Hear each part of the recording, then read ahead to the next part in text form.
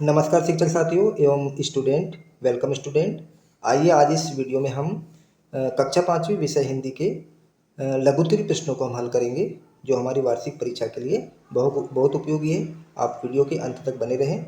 चलिए हम आगे इस वीडियो के माध्यम से इस ब्लूप्रिंट आधारित प्रश्न पत्र को, अभ्यास प्रश्न पत्र को हम हल करने का प्रयास करेंगे। दीर्घोत्तरीय प्रश्न, प्रत्येक प्रश्न में 5 अंक हैं।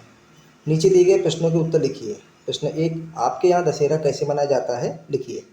उत्तर, हमारे यहाँ दशहरा बड़ी धूमधाम से मनाया जाता है। लोग अच्छे व नए कपड़े पहनते हैं। शाम को सभी रावण का पुतला देखने जाते हैं। रावण के जलने के बाद अपने अपने इष्ट मित्रों से भेंट करते हैं और आपस में गले मिलते हैं तथा फल मिठाई आदि खिलाते हैं। मन का मैल दूर करके आपसी प्रेम भाव बढ़ाया जाता है। प्रश्न 2, आप अपने देश की सेवा किस प्रकार करना चाहेंगे, सोचिए और लिखिए।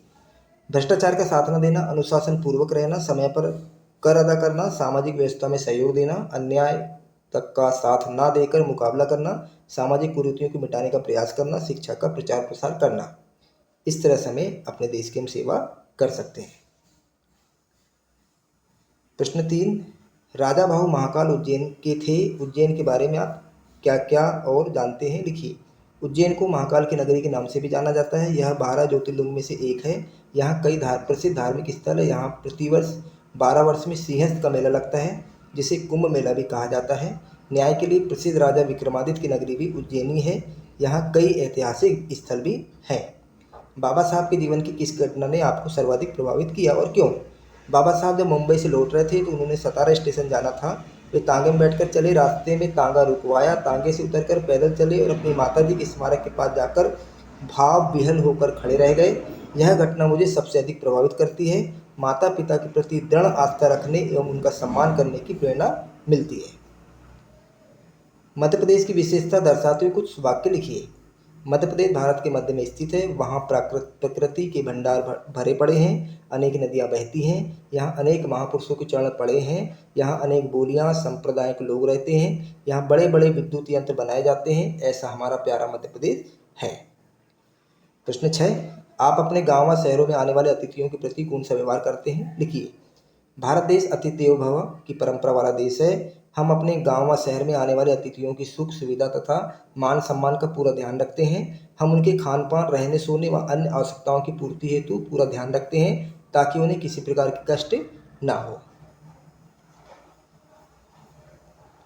प्रश्न 7, निम्नलिखित पद्यांश पढ़कर प्रश्नों के उत्तर लिखिए। पर्वत कहता शीश उठाकर तुम भी ऊंचे बन जाओ। सागर कहता लहरा कर मन में गहराई लाओ। पृथ्वी कहती है धैर्य न छोड़ो, कितना ही हो सिर भरा भार। नभ कहता है फैलो इतना, डंक लो तुम सारा संसार। तो हमें इनसे संबंधित पद्यांश को पढ़कर नीचे प्रश्नों को उत्तर देना है। इसमें हमारे 4 प्रश्न हैं। पर्वत क्या संदेश दे रहा है? पर्वत ऊंचा उठने का संदेश दे रहा है। सागर क्या कहता है? सागर मन में गहराई लाने को कहता है। पृथ्वी क्या ना छोड़ने को कह रही है? पृथ्वी धैर्य ना छोड़ने को कह रही है। संसार को डंक लेने की ठीक सीख कौन दे रहा है? संसार को डंक लेने की सीख नभ दे रहा है। निम्नलिखित विषयों पर टिप्पणी लिखिए। बीरबल की चतुराई और दशहरा। उत्तर, बीरबल की चतुराई। बीरबल अकबर का एक हाजिर जवाब एवं चतुर मंत्री था। उसने बड़ी चतुराई से लंका के राजा के दूत को जवाब देकर दरबार से विदा कर दिया। दशहरा, दशहरा हिंदुओं का एक प्रसिद्ध पर्व है। इस दिन लंका के राजा रावण का वध हुआ था। श्री राम की विजय हुई थी। अन्यायी राजा का अंत और न्यायप्रिय राजा की विजय हुई थी। इसी खुशी में दशहरा प्रतिवर्ष विजयादशमी के दिन बड़ी धूमधाम से मनाया जाता है। प्रश्न 9, किसी वीर या वीरांगना पर टिप्पणी लिखिए। रानी अवंतीबाई। रानी अवंतीबाई रामगढ़ की रानी थी। राजा के लगातार अस्वस्थ रहने से अंग्रेजों ने रामगढ़ का राज्य हड़पने का प्रयास किया, किंतु रानी अवंतीबाई के रणकौशल के आगे अंग्रेजों ने घुटने टेक दिए, किंतु अंग्रेजों के साथ हुए दूसरे युद्ध में वो वीरगति को प्राप्त हो गई। आप इसमें अन्य कोई वीरांगना के बारे में भी लिख सकते हैं, जैसे लक्ष्मीबाई इत्यादि। भारिया जनजाति की विशेषताएं लिखिए। पूरे पातालकोट क्षेत्र में मात्र 1400 भारिया जनजाति के लोग बसे हुए हैं। इनके बारे में एक मान्यता यह है कि वे पहले भारवाहक थे। इनका मुख्य कार्य वनोपज एकत्रित कर साप्ताहिक हाट बाजार में जाकर बेचना एवं वहाँ से नमक और कपड़े जैसी जरूरत की चीज़ें खरीदना है। आप सेना के किस अंग को पसंद करते हैं और क्यों? उत्तर, वैसे तो भारतीय सेना के तीनों अंग सर्वश्रेष्ठ हैं, किंतु मुझे वायुसेना सबसे अधिक पसंद है। अंततः अनंत आकाश में विचरण करते हुए देश की सीमाओं की रक्षा करना शरीर में एक नया रोमांच भर देता है। जैविक खाद किस प्रकार उपयोगी है? उत्तर, जैविक खाद पर्यावरण का मित्र है। इसके उपयोग से रसायनों पर निर्भरता कम हो जाती है। पालतू गाय भैंस का गोबर उपयोग में आ जाता है। इसमें भूमि की उर्वरा और उत्पादकता बढ़ती है। स्वतंत्रता दिवस पर 10 वाक्य लिखिए। हमारे दो प्रमुख राष्ट्रीय त्यौहार हैं 15 अगस्त और 26 जनवरी। 15 अगस्त 1947 को हमारा भारत देश अंग्रेजों की गुलामी से आज़ाद हुआ था। इसी खुशी में हम प्रतिवर्ष 15 अगस्त को स्वतंत्र दिवस के रूप में मनाते हैं। इस दिन प्रभात फेरी निकाली जाती है। जगह जगह राष्ट्रीय ध्वज फहराया जाता है। राष्ट्रीय गीत गाते हुए बच्चे कतारों में परेड मैदान पर पहुंचते हैं। इसे मैदान पर खेलकूद, भाषण, परेड आदि होते हैं।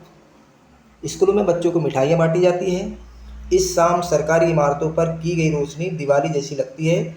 इस दिन हमें अपने देश की आज़ादी की रक्षा करने का वचन लेना चाहिए। प्रश्न 14, वृक्षों के महत्व पर 10 वाक्य लिखिए। वृक्ष मनुष्य के सच्चे मित्र हैं। मनुष्य और पशु उनकी घनी छाया में विश्राम करते हैं। पक्षी वृक्ष की शाखाओं पर तिनके इकट्ठे पर घोंसले बनाते हैं। वृक्षों की पत्तियां हवा को शुद्ध करती है। इन्हीं सूखी पत्तियां और लकड़ियां जलाने के काम आती हैं। वृक्ष हमें फल और फूल भी प्रदान करते हैं। वृक्षों से हमें कई औषधियां मिलती हैं। वृक्षों की लकड़ी से मकानों, खिड़की, दरवाजे बनाए जाते हैं। सभी वृक्ष मनुष्यों के बहुत काम आते हैं। वृक्षों को कभी नहीं काटना चाहिए। वृक्षों को काटना अपना ही नुकसान करना है। हमें समय समय पर वृक्षारोपण करते रहना चाहिए। प्रश्न 15 है, निम्नलिखित गद्यांश को पढ़कर उनके नीचे लिखे प्रश्नों के उत्तर लिखिए। उत्तम प्रकृति के मनुष्यों के साथ उठना बैठना ही सत्संगति है। मानव को समाज में जीवित रहने तथा बनने के लिए सत्संगति परम आवश्यक है। स्वाति की एक बूंद भिन्न भिन्न वस्तुओं की संगति पाकर उन्हीं के अनुरूप परिवर्तित हो जाती है। यह बूंद केले के संपर्क में आने पर कपूर, सीप के संपर्क आने पर मोती, परंतु सर्प के संपर्क में आने पर विष बन जाती है।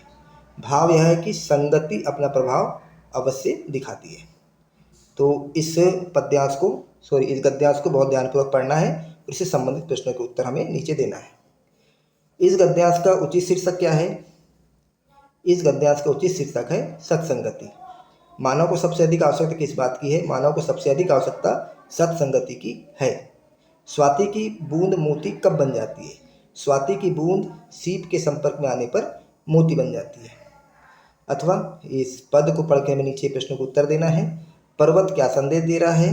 पर्वत अपनी तरफ सिर ऊंचा करके उठने का संदेश दे रहा है। सागर क्या कहता है? सागर कहता है कि मन को विशाल एवं संवेदनशील बनाओ। संसार को डंक लेने की सीख कौन दे रहा है? नभ कहता है कि ऐसे कार्य करो जिससे तुम्हारी प्रसिद्धि पूरे संसार में फैल जाए। पृथ्वी क्या ना छोड़ने को कह रही है? पृथ्वी कहती है कि चाहे कितनी मुश्किलें क्यों ना हो, मनुष्य को धैर्य का साथ कभी नहीं छोड़ना चाहिए।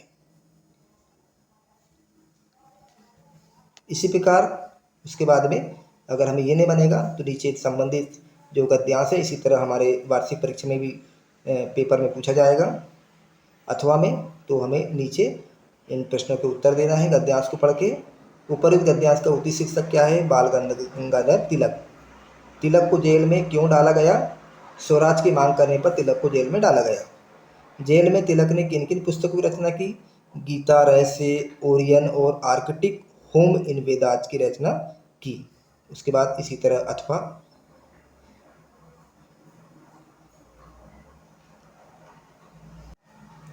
अभ्यास के बिना जीवन में सफलता नहीं मिल सकती।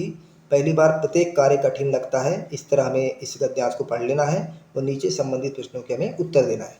कठिन कार्य सरल कब हो जाता है? निरंतर अभ्यास से कठिन कार्य सरल हो जाता है। विद्या कब अमृत और कब विष बन जाती है? अभ्यास से विद्या अमृत बन जाती है, जबकि बिना अभ्यास से विद्या विष का रूप धारण कर लेती है। उपरोक्त गद्यांश का उचित शीर्षक दीजिए। अभ्यास सफलता की कुंजी है। प्रश्न 16, सुविकसित भारत का सपना साकार करने हेतु डॉक्टर अब्दुल कलाम ने बच्चों से कौन कौन सी अपेक्षाएं की? उत्तर, डॉक्टर अब्दुल कलाम ने बच्चों से निम्न अपेक्षाएं की हैं। आप पढ़ाई करें, उसमें अव्वल बने और मूल्यों के साथ पढ़ाई करें। दूसरा, अपने आसपास के लोगों को भी पढ़ने लिखने में उनकी सहायता करें। अपने आसपास पेड़ पौधे लगाकर पर्यावरण को सुधारें।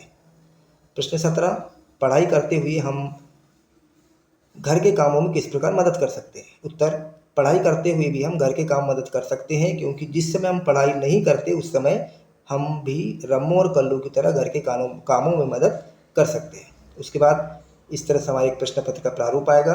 अपने पिताजी को एक पत्र लिखिए जिसकी पुस्तक खरीदने के लिए धन भेजने का आग्रह किया गया हो। इसमें उत्तर में हमें पूजनीय पिताजी, सादर चरण स्पर्श। उसके बाद मैं यहाँ कुशल मंगल से हूँ, आशा करता हूँ कि आप भी कुशल होंगे। मेरी वार्षिक परीक्षा बेहद समीप है, मैं इसकी तैयारी में लगा हूँ। मुझे कुछ आवश्यक पुस्तकों के क्रय हेतु धन की ज़रूरत है, कृपया मुझे अतिशीघ्र 500 रुपये मनी आर्डर से भिजवाने की कृपा करें। उसके बाद नीचे हमें पूजनीय माता जी को चरण स्पर्श, शेष सब कुशल है, आपका आज्ञाकारी पुत्र, यहाँ पे अपना नाम। उसके बाद मित्र को जन्मदिवस पर बुलाने के लिए एक पत्र लिखो। इसका प्रारूप है उत्तर में, प्रिय मित्र आदित्य, जिसको भी हम पत्र लिख रहे हैं, अपने मित्र का नाम। नमस्कार, मैं यहाँ पर कुशल पूर्वक हूँ तथा आशा करता हूँ कि तुम भी सपरिवार आनंदपूर्वक तथा स्वस्थ होंगे। मित्र, जैसे कि तुम्हें संभवतः ज्ञात होगा कि 30 मार्च को मेरा जन्मदिवस है, अतः इसे मनाने के अवसर पर मैं तुम्हें सप्रेम व सादर आमंत्रित कर रहा हूँ। मुझे आशा ही नहीं अपितु पूर्ण विश्वास है कि तुम इस अवसर पर पधार कर मेरी खुशी में सम्मिलित होगे। और नीचे तुम्हारा मित्र, यहाँ अपना नाम।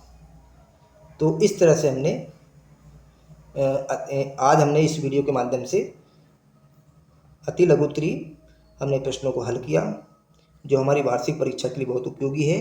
आप इस वीडियो को अधिक से अधिक शेयर करिए, वीडियो को लाइक करिए, चैनल को सब्सक्राइब करिए और संबंधित जो राइट हैंड में जो बेल आइकन होता है उसे आप क्लिक करिए, जिससे आपको इससे संबंधित जो भी वीडियो इस चैनल में डाले जाएंगे तो उसका नोटिफिकेशन आपको स्वतः प्राप्त हो जाएगा।